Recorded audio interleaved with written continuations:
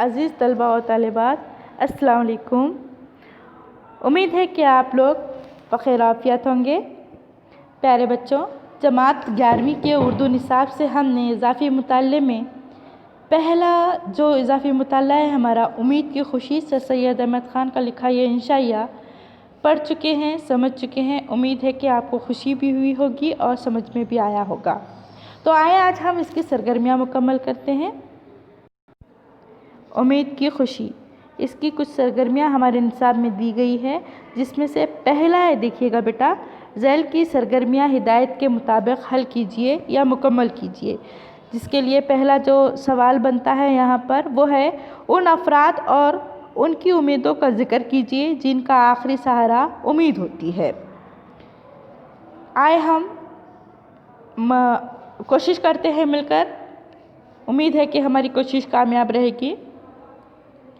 مصنف کہتا ہے، اے بیٹی امید، خدائے روشنی ہمیشہ تیرے ساتھ رہے، تو ہی مصیبت کے وقت ہم کو تسلی دیتی ہے، تیرے ہی سہارے ہماری تمام تر مشکلیں آسان ہو جاتی ہے، مشکل گھڑیاں گزر پڑتی ہے، تیری ہی وجہ سے ہمارے سوئے ہوئے یعنی کہ خوابیدہ خیال جاگتے ہیں، تیری ہی برکت سے خوشی ہے، خوشی کے لیے نام آوری ہے، نام آوری کے لیے بہادری ہے، بہادری کے لیے فیاضی ہے، اور فیاضی کے لیے محبت، جبکہ محبت کے لیے نیکی تیار ہے۔ تیری ہی وجہ سے ہماری امید جاگتی ہے اور ان امیدوں کے سہارے ہم جیتے ہیں۔ اس طرح سے مصنف نے یہاں پر ان افراد کی امیدوں کا ذکر کیا جو کہ آخری سہارا امید کو ہی سمجھتے ہیں۔ آئیے اگلا جو سوال ہے وہ ہے، ماں کی لوری اپنے الفاظ میں تحریر کیجیے۔ ہم نے جو اس سبق میں دیکھا تھا یا اس انشائیہ میں دیکھا تھا اسے ہم اپنے الفاظ میں کہتے ہیں کہ ماں اپنے بچوں کو کہتی کہ اے بیٹا سو جا، نادان بیٹے گہوارے میں سوتا رہتا ہے، نادان بیٹا گہوارے میں سوتا رہتا ہے۔ ماں اس کے لیے کہتی ہے کہ میرے دل کے ٹکڑے، تیرے اوپر کبھی کوئی کانٹا نہ آئے، کوئی مصیبت نہ آئے، کوئی پریشانی نہ آئے، تو ہمیشہ پھل اور پھول ہی بنا رہے، تیری ٹہنی کے اوپر کبھی کوئی خار نہ آئے، کوئی مشکلیں پیش نہ آئے، تیرے وقت ہمیشہ خوبصورت گزرے، تیرے اوپر کسی مشکل گھڑی کا سامنا نہ ہو، جو مصیبت ہم نے سہی ہے وہ تیرے اوپر نہ آئے، اے میرے بیٹے تو ہمیشہ خوش رہے، پھلے پھولے خوشگوار زندگی گزارے۔ اس طرح ماں اپنے لوری کے ذریعے بیٹے کو دعا بھی دیتی ہے اور بیٹے کو لوری سناتی ہے۔ موت کے وقت امید کے سہارے کی وضاحت کیجیے۔ اگلا جو سوال بنتا ہے یہاں پر اس کی وضاحت ہم یوں کر سکتے ہیں کہ لوگ کہتے ہیں کہ بے یقینوں کی موت کی کٹھن گھڑی میں کچھ امید نہیں ہوتی۔ جب ان کو یہ معلوم ہوتا ہے کہ اب ہم مرنے والے ہیں تو مرنے کے لیے وہ بالکل تیار ہو جاتے ہیں، بالکل کسی طرح کی کوئی امید ان کے اندر نہیں ہوتی۔ تیری بادشاہت وہاں بھی کام آ جاتی ہے۔ امید سے مخاطب ہے، امید سے کہتے ہیں کہ تیری بادشاہت تو وہاں بھی کام آتی ہے۔ قیامت پر یقین نہ رکھنے والا سمجھتا ہے کہ تمام زندگی کی تکلیفوں کا اب خاتمہ ہو گیا ہے۔ کب؟ جب اس کی موت آنے لگتی ہے تو وہ سمجھتا ہے کہ زندگی کی جتنی پریشانیاں تھیں وہ سب کی سب ختم ہو گئی، کیونکہ اس کو قیامت پر یقین نہیں، اس کو یہ یقین ہوتا ہے یا اس کو یہ احساس ہوتا ہے کہ مر گئے یعنی کہ ختم، زندگی ہر طرح کی، ہر دو عالم کی زندگی ختم ہو گئی ہے۔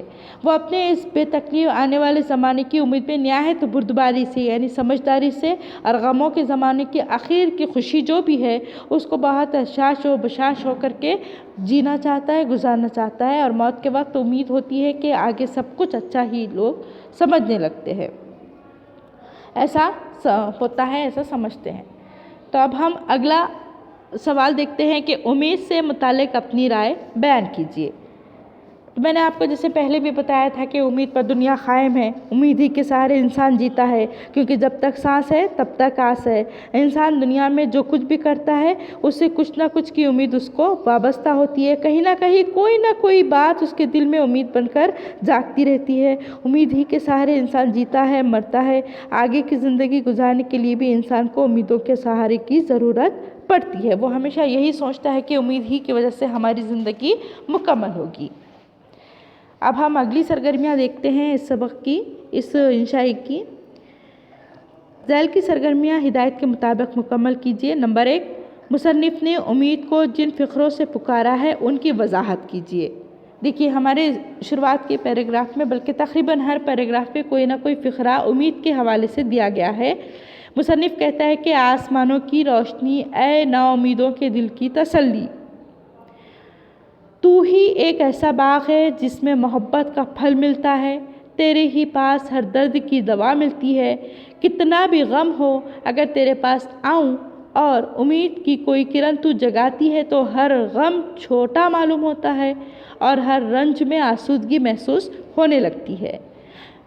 यानी कि उसका कहना है कि बहती नहरों की तरह तू मेरे दिल की राहत है, मेरे दिल को राहत देती है, और ऐ उम्मीद तू ही मेरे मरे हुए दिल को दोबारा ज़िंदा करती है और जीने की उम्मीद जगाती है।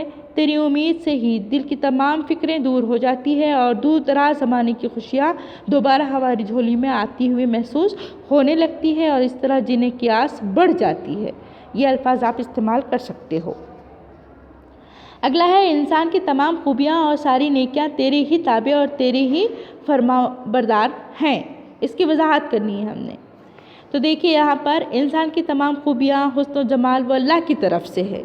ऐ अल्लाह, तेरी ही बरकत से खुशी मिलती है, अल्लाह ही की वजह से हमें खुशी मिलती है। खुशी के लिए नामावरी यानी कोई ना कोई नाम मिलता है, खुशी की कोई वजह मालूम होती है, और नामावरी के लिए बहादुरी यानी कि जो वजह हमें मालूम पड़ती है उसके लिए कोई ना कोई वजह के साथ साथ बहादुरी उसमें शामिल होती है।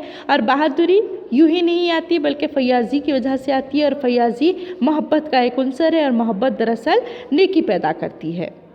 सारी नेकियां इंसान तेरे ही लिए करता है। यह अल्लाह से मुखातिब मुसन्निफ और कहता है कि खूबियाँ और तमाम नेकियां हैं परवरदिगार, बस तेरी ही फरमाबरदार हैं, तेरे ही हुक्म से नेकियां की जाती है। और इंसान को अक़ल शऊर न दे तो इंसान नेकियां किस तरह कर सकता था। ये सिर्फ अल्लाह ही की ज़ात की वजह से मुमकिन हुआ है। आगे हम देखते हैं, उम्मीद गम की शाम को खुशी की सुबह में तब्दील कर देती है, सुबह में बदल देती है। इस जुमले की तायद में अपना ख्याल, कहानी या वाक़या आपको बयान करना है। तो आइए हम देखेंगे अगला जो है हमारा चौथा वाला है। ये अगला, उम्मीद क्या है? दरअसल मौत के वक्त इंसान को सिर्फ उम्मीद ही की वजह से सहारा मिलता है। वो कहता है कि बंद होती हुई आंखें भी गफलत के दरिया में डूबे हुए दिल को तेरी बारगाही हुई है। यानी कि जब इंसान मरने वाला होता है, एक पाँव उसका खबर में और एक दुनिया में होता है, ऐसे वक्त में भी वो उम्मीद का दामन नहीं छोड़ता। उम्मीद के सहारे वो ये समझता है कि अल्लाह रहम करेगा और फिर से मैं जी उठूँगा। और फिर वो अपने तौर पर ये कहता है कि तेरी आवाज़ हमेशा हमारे कानों में गूंजती रहे, मतलब तू सेहतियाब रहे, तेरा चेहरा आंखों के सामने आता है तो हमें ज़्यादा जीने की ख्वाहिश होती है। ये उम्मीद के लिए कहा जा रहा है। कितना भी तकलीफ तबख्त हो, कितनी भी मुसीबत हो, अगर कहीं एक उम्मीद का चिराग जला कर बताती है तो हमें एक नई ज़िंदगी के रहने वाली खुशियाँ मिलती है। उम्मीद बहुत ज़्यादा समझदार है। उम्मीद मर्दों को जीना सिखा देती है, उम्मीद ज़िंदगी की रमक बख्श देती है। और उम्मीद के हवाले से ये भी कहता है मुसन्निफ कि उम्मीद का काम क्या है? मरते हुओं को जीना सिखाना, और साथ साथ यहाँ पर कितनी भी दुनियावी रंजों और जिस्मानी तकलीफ़ हो वो उम्मीद की वजह से भूल जाता है, बल्कि उम्मीद के दामन को थामते ही उसका हर गम खुशी में बदल जाता है, उसको एक नई ज़िंदगी मिलती है और खुशियाँ महसूस होने लगती है। हर गम की शाम उम्मीद की सुबह में बदल जाती है। ठीक है, अब एक और सवाल रहता है यहाँ पर, वो है उम्मीद तू ही है जो महज से लहद तक हमारे साथ रहती है। इस बयान की आपको वजाहत करना है, बल्कि सबक से मिसालें तलाश करके आपको लिखना भी है। तो देखिए क्या बताया गया, उम्मीद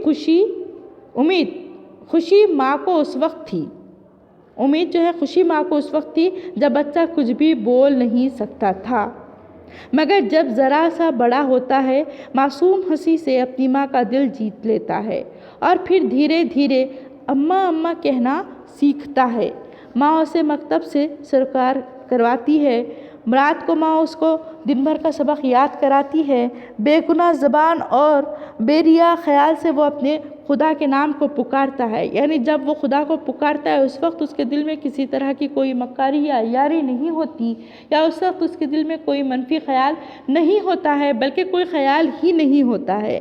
बेगुनाह ज़बान होती है, बेरिया ख्याल होता है, और ऐसे में वो अपने रब को पुकारता है तो उस वक्त उसकी माँ को एक उम्मीद सी पैदा हो जाती है जो पैदाइश से लेकर मौत तक हमारे साथ रहती है। تو ہی ہمیں جینا سکھاتی ہے، تیری ہی زبان سے نکلی ہوئی بات ہمیں ہر امید کی طرف لے جاتی ہے۔ اس طرح سے یہاں پر امید کے حوالے سے بہت ساری باتیں بتائی گئی ہے کہ امید جینا سکھاتی ہے اور امید ہی مرتے کو جلاتی ہے، اور ساتھ ہی امید بچپن سے لے کے پیدا ہونے سے لے کے قبر میں جانے تک باقی رہتی ہے، اور اس کو باقی رکھنا ہی زندگی کا دوسرا نام ہے۔ اس طرح الحمدللہ ہمارے اس انشائیے کے یا اس مضمون کے سوالات بھی سرگرمیاں بھی مکمل ہوئی ہیں۔ انشاءاللہ پھر ہم ملیں گے کسی اور مضمون کے ساتھ، کسی اور سبق یا نظم کے ساتھ۔ تب تک کے لیے اللہ حافظ۔